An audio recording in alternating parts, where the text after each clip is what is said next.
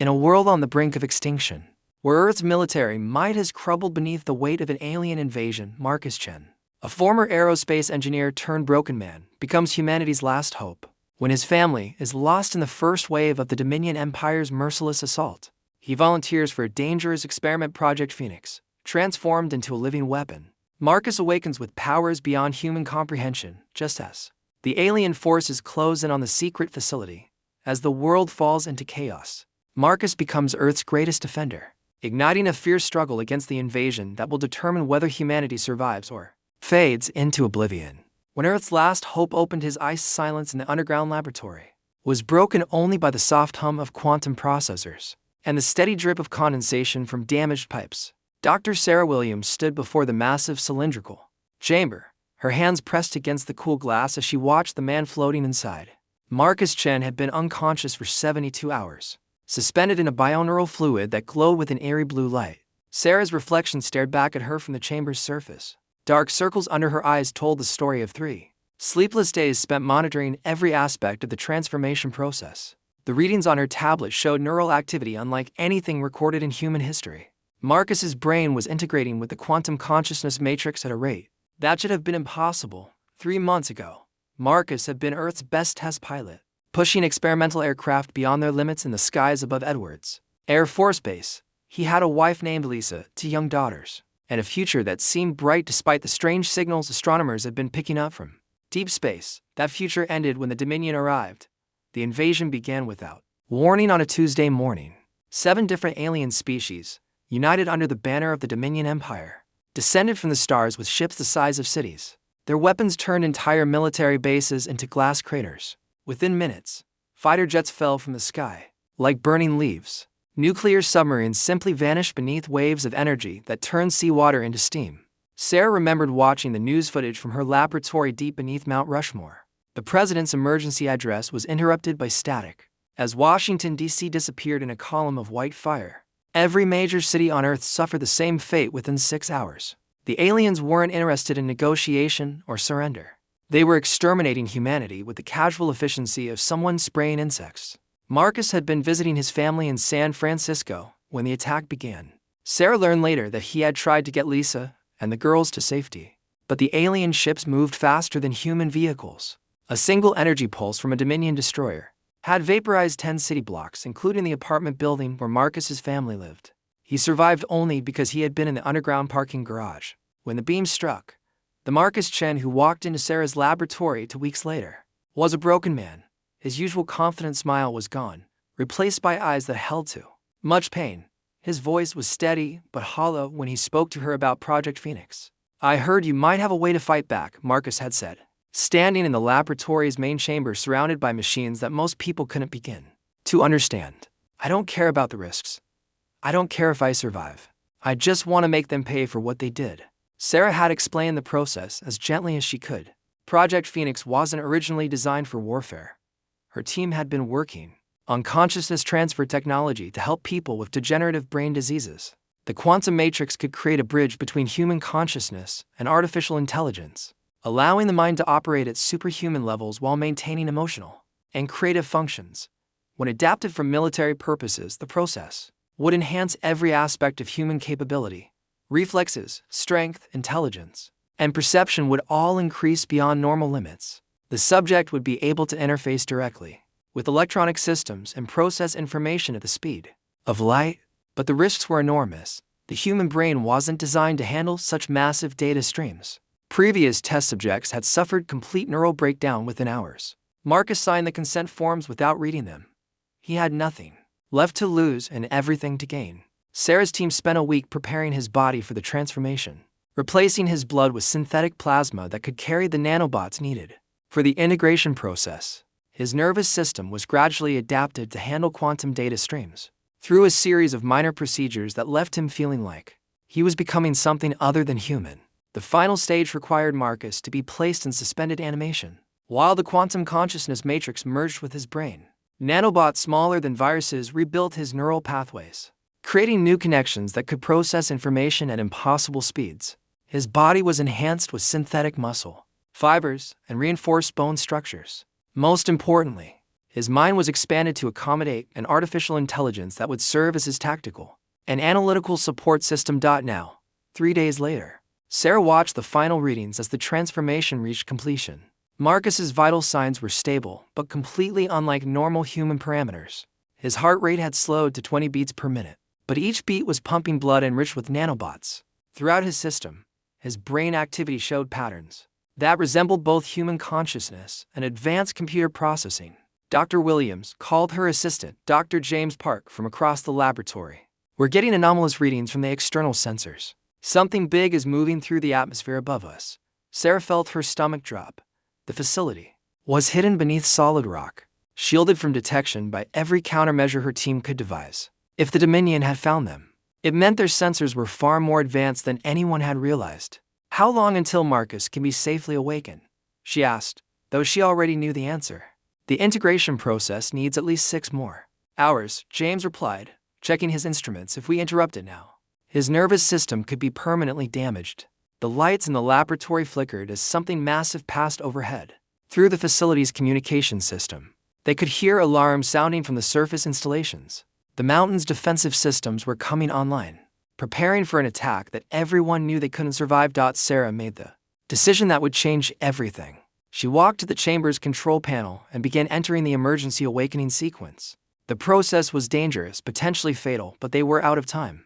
If Marcus was going to save humanity, he needed to start now. "Sarah, what are you doing?" James asked, rushing to her side. "The neural integration isn't complete. You could kill him." "The Dominion is about to kill all of us," Sarah replied, her fingers flying over the controls. "Marcus volunteered for this, knowing the risks. Now we have to trust that he's strong enough to survive."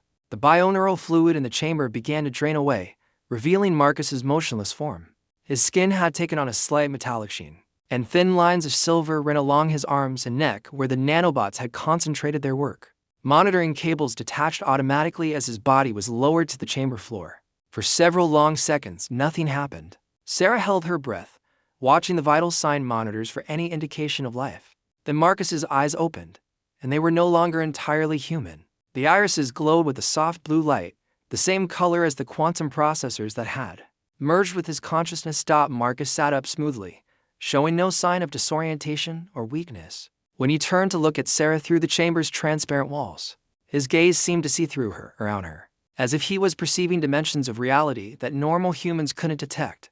"Sarah," Marcus said, his voice carrying a slight electronic quality that hadn't been there before. "The integration is 73% complete. The quantum matrix is online and fully functional. I can feel the nanobots throughout my system, and they're still making modifications to my cellular structure." Another explosion shook the facility, this one much closer than before. Dust fell from the ceiling as the mountain's bedrock transmitted the shock waves of the bombardment above. "Marcus, we're under attack," Sarah said as the chamber doors cycled open. "The Dominion has found us. Their ground forces will be here within minutes." Marcus stepped out of the chamber, his movements perfectly balanced and controlled. He was exactly the same height as before, but everything about his posture and bearing had changed. He moved like a predator, constantly alert and ready for action.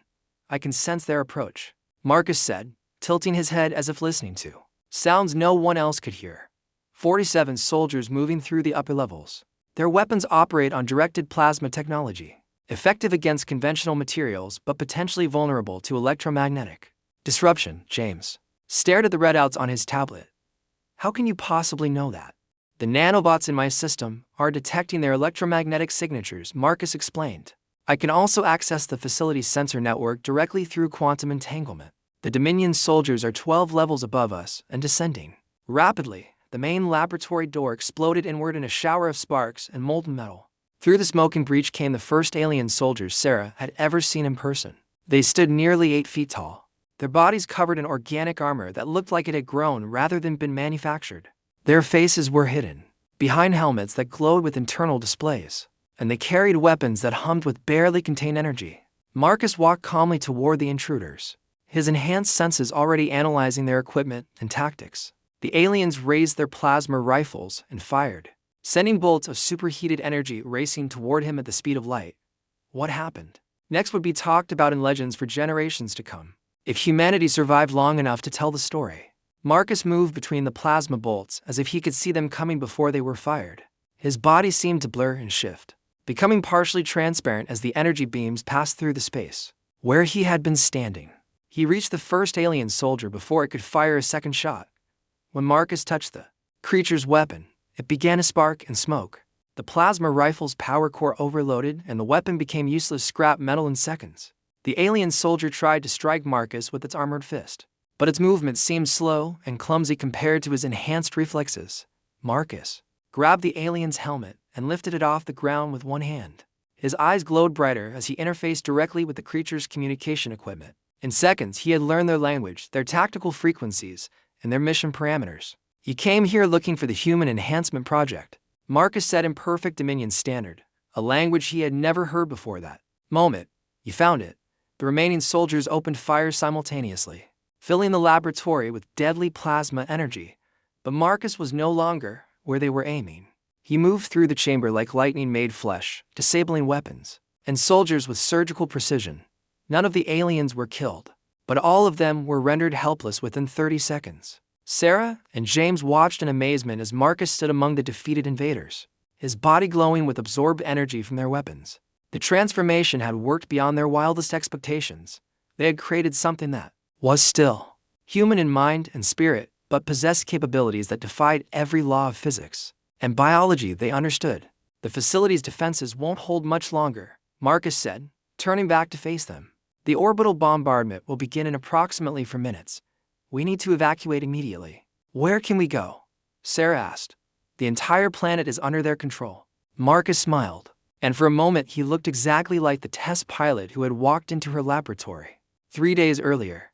"We're going to take the fight to them, but first, we need to get you and your team to safety. The nanobots are still adapting my body for combat operations, and I'm going to need every advantage I can get." The mountain shook again as massive energy beams struck the surface installations. Through the facility's communication system, they could hear the final desperate transmissions from the defense teams. As their positions were overrun, Marcus walked to the fallen alien soldiers and began examining their equipment with hands that could now analyze technology at the molecular level. Within minutes, he had modified their communication devices into a portable quantum transmitter that could punch through the Dominion's jamming systems. "I'm sending a message to every human survivor on the planet," Marcus announced as his fingers danced over controls that shouldn't have been compatible with human physiology. "The resistance begins now. Earth's children are not going quietly into extinction." As the first orbital bombardment beams began carving through the mountain's defenses, Marcus Chen stood ready to begin a war that would determine whether humanity had a future among the stars, or would become just another extinct species in the Dominion's conquered territories. The last protocol had been activated. Earth's answer to extinction had opened its eyes. From human to Earth's greatest weapon, the ruins of Denver stretched out before Marcus. Like a graveyard of human civilization, 3 weeks had passed since his escape from the Mount Rushmore facility, and the nanobots in his system had continued their relentless work of transformation. He no longer needed food or sleep in the traditional sense. His body could extract energy directly from solar radiation, electromagnetic fields, and even the thermal signatures of the ruined city. Around him, Marcus crouched on the skeletal remains of what had once been a 60-story office building, his enhanced vision scanning the horizon for signs of life. The Dominion had been thorough in their initial assault, but pockets of humanity survived in the underground tunnels and reinforced basements that dotted the urban landscape. His quantum-enhanced hearing could detect heartbeats from 3 miles away, and right now he was tracking a group of 47 humans hiding in the subway system beneath. His position, the integration process, had stabilized at 91%, leaving Marcus caught between 2 worlds. He retained every memory of his human life, could still feel the crushing grief over his family's death, but those emotions now shared space with an artificial intelligence that processed tactical data at superhuman speeds. The AI didn't have a name or personality in the traditional sense. It was simply an extension of his own consciousness, like having access to the entire internet while maintaining his human intuition and creativity. A movement in the rubble below caught his attention. 3 Dominion patrol drones were sweeping through the ruins, their sensors probing for signs of human life. The machines were roughly the size of automobiles, floating 3 feet above the ground on anti-gravity generators. Each drone carried enough firepower to level a city block, and their armor could withstand direct hits from pre-war military weapons. Marcus had learned much about Dominion technology during his weeks of survival and exploration. Their strength came from standardization and overwhelming force. Every piece of equipment followed the same design principles. Every tactic relied on superior firepower and numerical advantage. They had conquered 43 worlds using the same methods, and it had made them predictable. The drones were scanning in a standard search pattern, covering the area systematically, but without imagination. Marcus dropped from his perch, his enhanced muscles allowing him to fall 20 stories and land silently in the street below. The nanobots in his system had reinforced his skeletal structure and created new shock absorption mechanisms that made such feats possible without injury. He approached the nearest drone from its sensor blind spot, a weakness he had discovered by analyzing wreckage from previous encounters. The machine's armor was designed to resist energy weapons and explosive impacts, but it had never been tested against someone who could interface directly with its control systems. Marcus placed his hand on the drone's hull and felt the familiar sensation of quantum entanglement as his consciousness merged with the machine's computer. The process had terrified him at first, like drowning in an ocean of alien code and incomprehensible data streams. Now it felt as natural as breathing. Within seconds, he had complete access to the drone systems. Its weapons, navigation, and communication protocols were laid bare before his enhanced mind. More importantly, he could trace the machine's connection back to its command center, mapping the entire Dominion communication network in the sector. The drone's weapons turn on its companions without warning.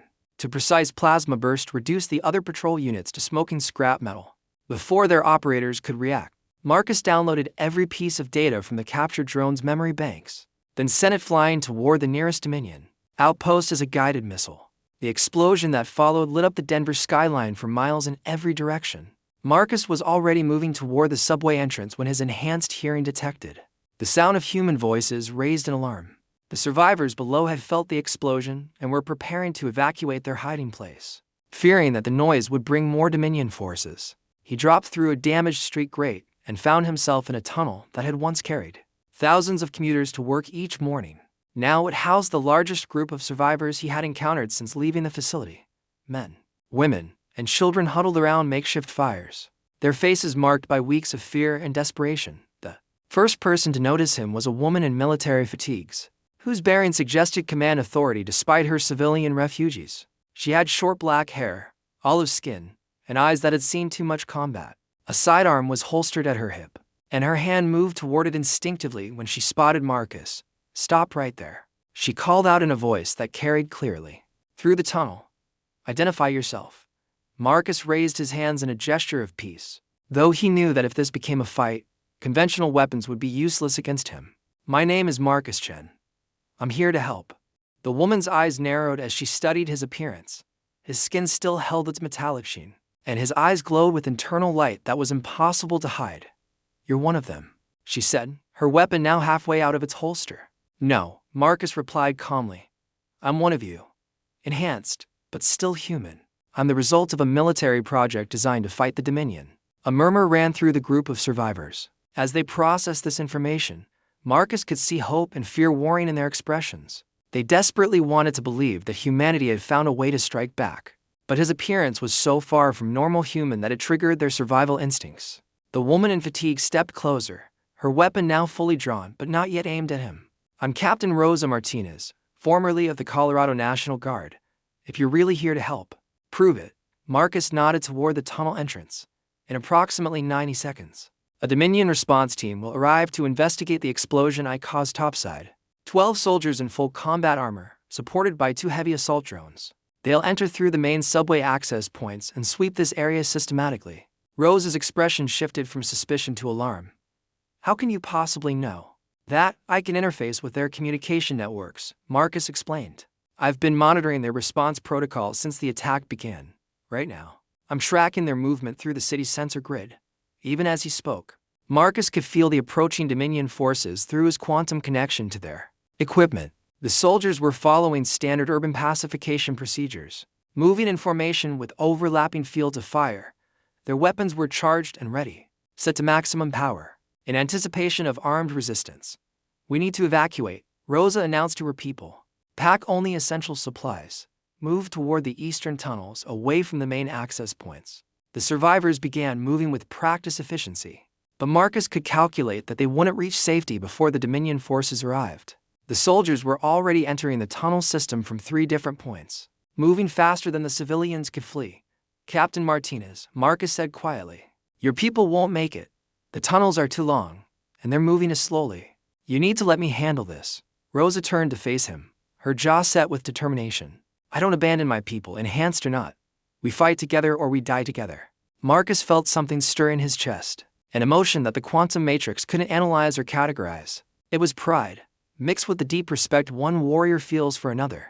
Rosa Martinez was exactly the kind of leader humanity needed to survive this war. Then we fight together, Marcus agreed, but we do it my way. The first Dominion soldiers appeared at the tunnel entrance just as the last civilian rounded the corner, toward the eastern passages. Their armor was heavier than the units Marcus had encountered before. With additional energy shielding and more powerful weapons, these weren't patrol troops. They were elite assault specialists, sent to deal with whatever had destroyed the drones above. Marcus stepped into the center of the tunnel, directly in their path. The soldiers raised their weapons without hesitation, filling the enclosed space with deadly plasma fire. But Marcus was no longer there when the energy beams reached his position. The weeks of combat and integration had taught him to use his abilities in ways that Dr. Williams had never imagined. He could phase his body partially out of normal spacetime, becoming incorporeal just long enough for attacks to pass through him. The nanobots in his system had learned to manipulate quantum fields, allowing him to exist in multiple probability states simultaneously. Marcus reappeared behind the Dominion formation, his hands already interfacing with their communication equipment. In the space of a heartbeat, he had access to their tactical network, their weapon systems, and their armor controls. The soldiers found themselves unable to move as their own equipment turned against them, but the Dominion had learned from previous encounters with him. The assault team's armor included quantum isolation protocols, designed to prevent exactly this kind of electronic intrusion. Marcus felt the connection severed as backup systems activated, cutting his access to their technology. The soldiers spun to face him, their weapons tracking his movement with mechanical precision. These weren't the standard troops he had faced before. They had been specifically equipped and trained to fight enhanced humans. Marcus smiled grimly as plasma fire filled the tunnel around him. The Dominion was adapting, learning from their failures. That meant they considered him a real threat to their occupation of Earth. It also meant the war was about to become much more interesting. He moved through their formation like a ghost, made of lightning, his enhanced reflexes allowing him to dodge between energy beams that moved at the speed of light. His fist struck their armor with enough force to crack metal, and his touch disrupted their weapons even through their quantum shielding. The fight lasted 37 seconds. When it was over, 12 elite Dominion soldiers lay unconscious in the tunnel, their equipment disabled but their lives spared. Marcus had learned that killing them served no tactical purpose. Disabled soldiers required medical attention and resources to recover, while dead ones could simply be replaced. Rosa Martinez stared at the aftermath of the battle, her weapons still drawn but unfired. How did you do that? The same way humanity has always survived, Marcus replied, helping her strip useful equipment from the fallen soldiers. We adapt faster than our enemies expect. The Dominion thinks in terms of superior technology and overwhelming force. They don't understand creativity or improvisation. Over the following hours, Marcus worked with Rosa to analyze the captured equipment. The weapons could be modified to work with human physiology, though they required his quantum interface abilities to reprogram properly. More importantly, the soldiers' communication gear provided access to local Dominion tactical networks. They're planning something big, Marcus announced as he processed the intelligence data. There's going to be a massive operation in the sector within 48 hours. They're bringing in 3 heavy cruisers and a full battalion of ground forces. Rosa studied the tactical display Marcus had created using the alien equipment. What kind of operation requires that much firepower? Marcus felt the artificial intelligence in his mind processing thousands of data points simultaneously, cross-referencing Dominion military doctrine with the available evidence. The answer that emerged made his enhanced blood run cold. They're not hunting survivors anymore. He realized they're preparing to glass the entire region. Complete sterilization of everything within a 100-mile radius. The implications were staggering. The Dominion had apparently decided that containing the enhanced human threat required destroying entire sections of the planet's surface. They were willing to render large areas of Earth uninhabitable rather than risk allowing Marcus to continue his resistance activities. How many people are still alive in that area? Rose asked. Marcus accessed the quantum network and began calculating based on thermal signatures, electromagnetic patterns, and communication intercepts from survivor groups. Approximately 15,000 humans are hiding in various locations throughout the target zone. They'll all die if that bombardment proceeds as planned. Rose's expression hardened with resolve. Then we stop it. Marcus asked, though he already knew what she was thinking. You said it yourself. Humanity survives by adapting and working together. You have the capabilities to fight them, but you need people who understand how to organize a resistance movement. I have the training and experience to coordinate large-scale operations, but I need someone who can take on their technology directly. Marcus considered the proposal while his enhanced mind ran through tactical scenarios. The mathematics were daunting, even with his abilities. The odds of successfully stopping a full Dominion battle group were extremely low, but the alternative was allowing 15,000 innocent people to die while he hid in the ruins. There's something else, Marcus said after a long pause. The intelligence data indicates that the Dominion Council has assigned their top military strategist to this operation. Commander Thexavar of the 4th Battle Fleet. He's never lost a campaign in 200 years of conquest. Rosa smiled grimly. Then it's time someone taught him what happens when he underestimates human determination. Marcus felt the familiar stirring of emotions that the quantum matrix couldn't quantify. Hope, determination, and something approaching. Joy at the prospect of finally taking the fight directly to Earth's invaders. The weeks of hiding and small-scale harassment were over. It was time to show the Dominion that humanity's greatest weapon wasn't superior technology or overwhelming force. It was the refusal to surrender, even when victory seemed impossible. The real war was about to begin. The day humanity struck back, Commander Thexavar stood in the command center of his flagship Eternal Dominion, studying the holographic display that showed Earth's northern continent. His species, the Kethrin, had evolved from predatory pack hunters on a world where only the most intelligent and ruthless survived. Her arms moved in precise coordination as he manipulated the tactical projections, while his 6 eyes tracked multiple data streams simultaneously. In his 2 centuries of military service, Thexavar had conquered worlds defended by species far more technologically advanced than humanity. He had broken civilizations that wielded weapons capable of destroying stars, defeated fleets that could fold space and time to their will. The primitive planet below should have been pacified within days of the initial assault. Yet here he was, 3 months later, preparing to sterilize an entire continental region because of a single enhanced human who had somehow learned to interface with Dominion technology. Report status of ground operations, Thexavar commanded, his voice carrying the authority of absolute rank. His tactical officer, a tall crystalline being whose species communicated through harmonic frequencies, responded immediately. 17 patrol units destroyed in the past week, 43 soldiers captured or disabled. The anomaly continues to evade our tracking systems, while striking our forces with increasing precision. Thexavar's mandibles clicked in frustration. The human designated as Marcus Chen had become more than a military problem. He was a symbol of resistance that was inspiring survivor groups. Across the planet, intelligence reports indicated that human morale was increasing in regions where the enhanced individual had been active. Some groups were even attempting to replicate his technological modifications, using captured Dominion equipment. What is the status of our sterilization fleet? Thexavar asked. 3 heavy cruisers and 12 escort vessels are in position for orbital bombardment, came the reply. Ground forces report ready for final sweep operations. We can begin the cleansing protocol within 6 standard time units. The plan was simple and thorough. Ground forces would drive any surviving humans toward predetermined kill zones, while the orbital fleet would systematically destroy every structure and life form within a 100-mile radius. The operation would take 18 hours to complete, leaving nothing but molten rock where 15,000 humans currently hid, in the ruins of their civilization. It was a waste of potentially useful resources, but the Dominion Council had been clear in their directives. The enhanced human represented an unknown threat that could potentially spread to other members of his species. Better to eliminate the entire population than risk facing an army of technologically augmented humans. Thexavar was reviewing the final operational parameters when his communications officer interrupted with an urgent message. Commander, we are receiving a transmission from the planet's surface. It appears to be coming from the anomaly itself. Put it through, Thexavar ordered, curious to hear what the enhanced human might say in what were likely his final hours. The main display activated, showing the face of Marcus Chen standing in what appeared to be the ruins of a human city. His appearance had changed since the earliest intelligence recordings. His skin held a metallic quality, and his eyes glowed with internal light that spoke of technological integration, far beyond anything the Dominion had previously encountered. Commander Thexavar, Marcus said, speaking in perfect Dominion standard, I know you're planning to sterilize this region. I'm here to offer you an alternative. Dexavar leaned forward, intrigued despite himself. You would negotiate the surrender of your people, Marcus smiled, an expression that somehow conveyed both warmth and deadly promise. I'm offering you the chance to withdraw your forces from this system and never return. Consider it a professional courtesy from one military strategist to another.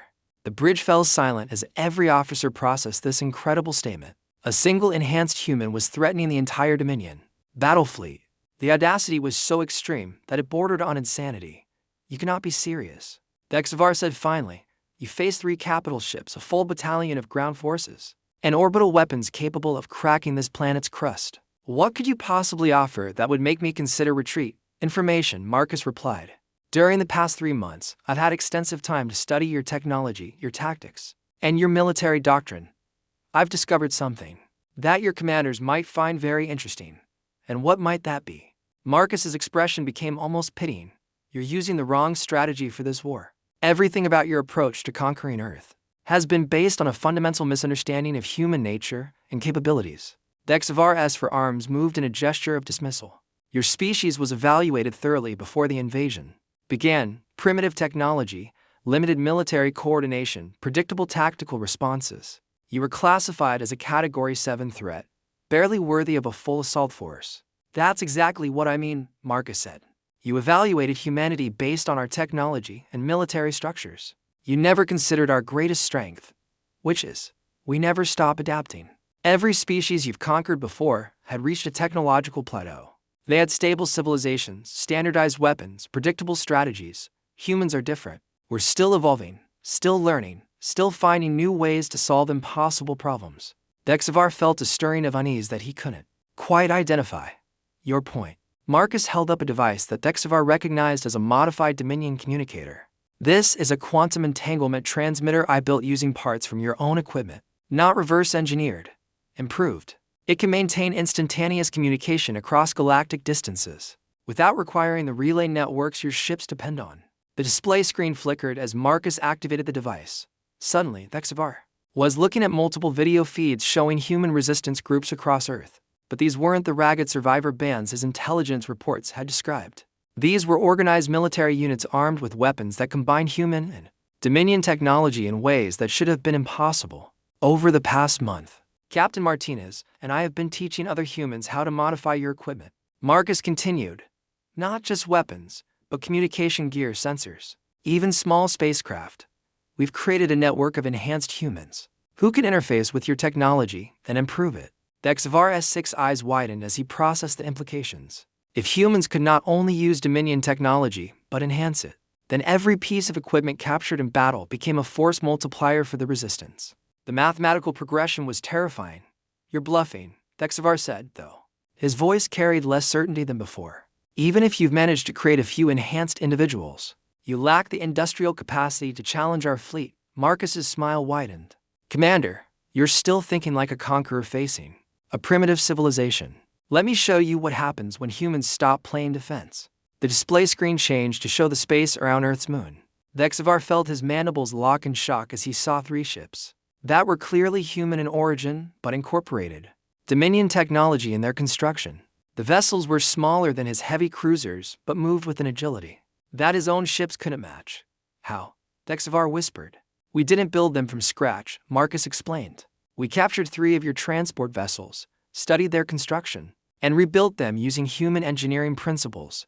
Better armor placement, more efficient weapons, improved power distribution. Your own ships, enhanced by human creativity. The tactical officer was frantically checking sensor readings. Commander, long-range scans confirm the presence of 3 unidentified vessels near Luna. Their energy signatures are unlike anything in our databases. Dexavar felt something he hadn't experienced in decades of conquest, genuine uncertainty. The human was demonstrating capabilities that contradicted everything the Dominion understood about technological development. Species weren't supposed to advance this rapidly. Military technology required generations of research and testing, not weeks of battlefield improvisation. What do you want? Dexavar asked. I want you to understand what you're really facing, Marcus replied. This isn't a conquest scenario anymore. This is a technological war between an empire that relies on standardization and a species that specializes in innovation every time. You send forces against us. We learn from them. Every piece of your equipment we capture makes us stronger. Marcus gestured toward the ruins around him. You destroyed our cities and killed millions of our people, but you also gave us access to technology that's accelerating our development by centuries. In 3 months, we've gone from primitive projectile weapons to modified Dominion plasma cannons. In 6 months, we'll have ships that can outfight your entire fleet. In a year. He left the sentence unfinished, but the implication was clear.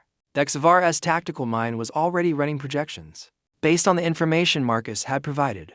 If humans could indeed enhance Dominion technology and share those improvements through their resistance network, then the traditional conquest model would fail completely. Instead of weakening the defenders, continued attacks would only make them stronger. You're asking me to abandon a conquest that's already 90% complete, Dexavar said. I'm offering you the chance to avoid a war that will destroy your entire civilization, Marcus replied. Because here's what you don't understand about humans.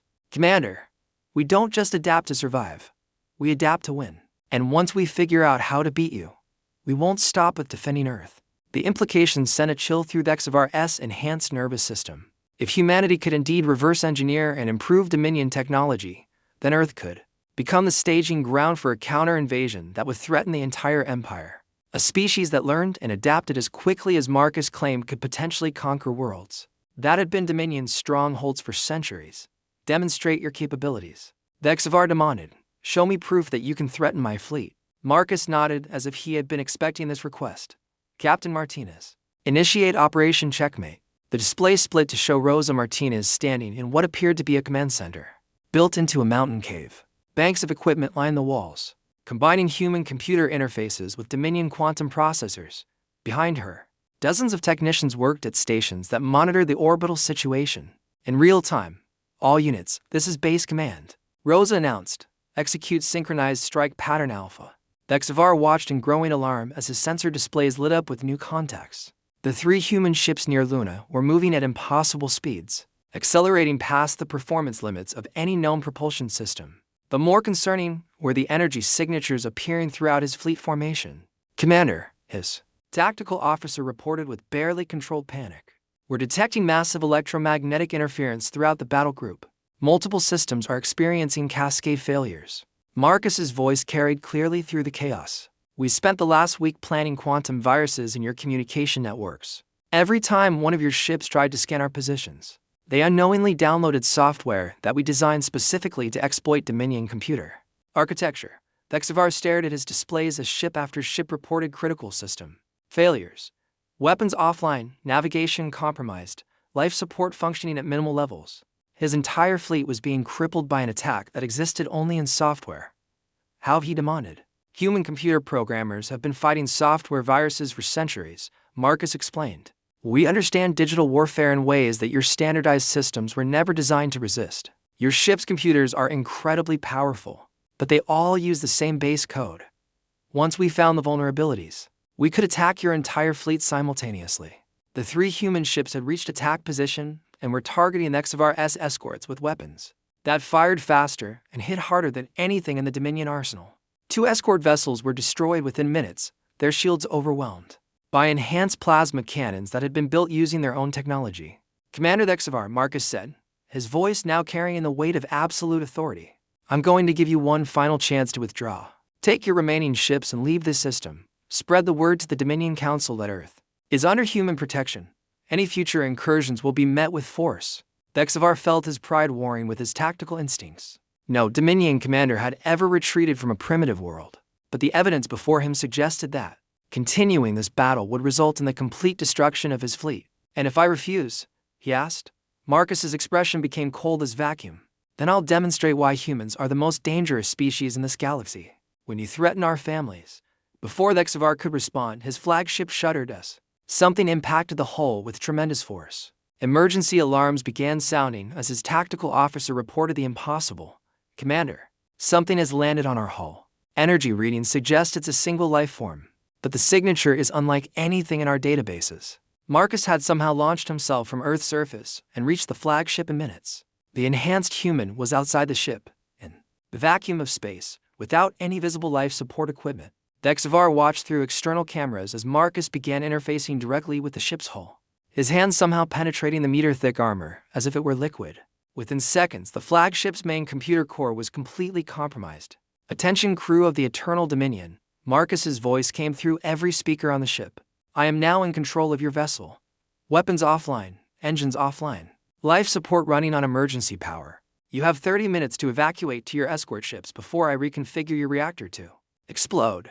Thexavar stared at his useless control panels in complete defeat. In the space of 10 minutes, a single enhanced human had demonstrated the ability to cripple an entire fleet, using tactics that no Dominion strategist had ever conceived.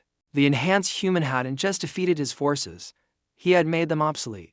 "All ships," Thexavar announced over the fleet communication system. "Initiate emergency evacuation procedures. Prepare for immediate departure from this system." Marcus's voice carried a note of respect when he responded. "A wise decision, Commander. Your reputation for tactical intelligence is well-deserved." As Thexavar transferred his command to an escort vessel and watched his flagship prepare to detonate, he found himself experiencing something unprecedented in his military career: admiration for an enemy. The enhanced human had outmaneuvered him completely while demonstrating capabilities that redefined what was possible in modern warfare. "Marcus Chen," Thexavar said as his shuttle cleared the flagship's destruction radius. "When the Dominion Council learns of what happened here, they will send larger fleets. More ships, more soldiers, newer technology. Let them come," Marcus replied. "Every time they attack us, we'll learn something new. Every ship they send will make us stronger. Eventually, they'll realize that the only way to beat humanity is to join us." The flagship exploded in a brilliant flash of light that could be seen from Earth's surface. As the Dominion fleet retreated toward the edge of the solar system, Thexavar composed his report to the Council with hands that trembled slightly. The conquest of Earth was terminated. The human species was to be reclassified as a Category 1 threat with extreme prejudice. And somewhere in the depths of space, the Dominion Empire began to realize that they had awakened something that would change the balance of power in the galaxy forever. Marcus Chen floated in the wreckage of the flagship, his enhanced body absorbing energy from the explosion and converting it into power for the nanobots that continued their endless work of improvement. Below him, Earth turned slowly in the darkness, its surface scarred but not broken. Rosa Martinez's voice reached him through the quantum communicator. "Marcus, are you all right up there?" He smiled as he began the long journey back to the surface. "I'm fine, Rosa. Better than fine. The integration process is finally complete. What happens now?" Marcus looked out at the stars where the Dominion fleet was retreating, knowing that this victory was only the beginning. Humanity had proven that they could defend their homeworld, but the galaxy was vast and filled with species who had never learned the meaning of human determination. "Now we build," he said. "We learn everything we can from the technology they left behind. We prepare for the next attack. And when we're ready, we take our place among the stars as conquerors." "No," Marcus replied, thinking of his wife and daughters and the billions of humans who had died in the invasion. "As protectors, the galaxy is full of species like humanity used to be, primitive, defenseless, vulnerable to empires like the Dominion. Someone needs to teach the bullies that there are consequences for threatening the innocent." As Earth grew larger beneath him, Marcus Chen began planning for a future where humanity would ensure that no other species would suffer the fate that had befallen his homeworld. The Dominion Empire had created something they couldn't control or defeat, a species that would never stop fighting for what was right. The last protocol had succeeded beyond all expectations.